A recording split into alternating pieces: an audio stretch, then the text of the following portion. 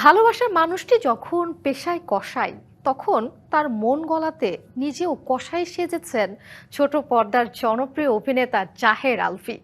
এমন ঘটনা বাস্তবে নয়, ঘটেছে সম্প্রতি উত্তরায় এক শুটিং হাউসে শেষ হওয়া কসাইয়ের অপ্রেম নাটকে। এনডি আকাশের রচনায় যে নাটকটি পরিচালনা করেছেন ছোট পর্দা নির্মাতা সর্দার রোকন। চলুন দর্শক, ঘুরে আসি কসাইয়ের প্রেম নাটকের শুটিং সেট থেকে।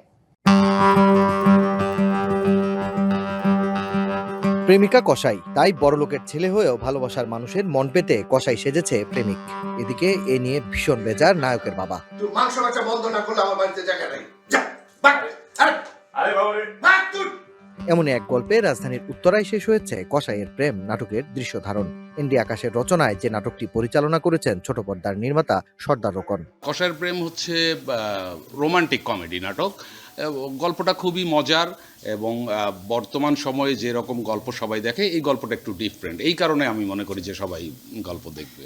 ভিন্ন গল্পের এই নাটকে প্রধান দুই পাত্রপাত্রী জাহের আলভী ও ইফফাতারা তিথি। হাস্যরসে ভরপুর কসাইয়ের প্রেম নাটকটি দর্শকদের ভালো লাগবে বলে বিশ্বাস এই দুই শিল্পীর। মজার গল্প তো, মজার গল্প আবার দুই ধরনের হয়। এক ধরনের হচ্ছে যে জোর করে হাসানোর গল্প।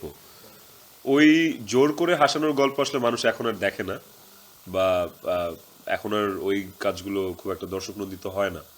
বাট এই গল্পটা আসলে জোর করে হাসানোর গল্প না। এই গল্পটাতে সিচুয়েশনাল কমেডি আছে, এই গল্পটাতে কনটেক্সট আছে।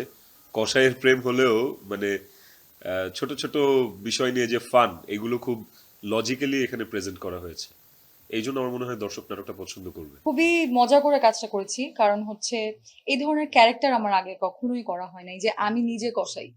তো এটা আমার জন্য একটা নতুন এক্সপিরিয়েন্স ছিল, সো আই এনজয়েড আ লট। নাটকটা বেসিক্যালি একটু কমেডি নাটক।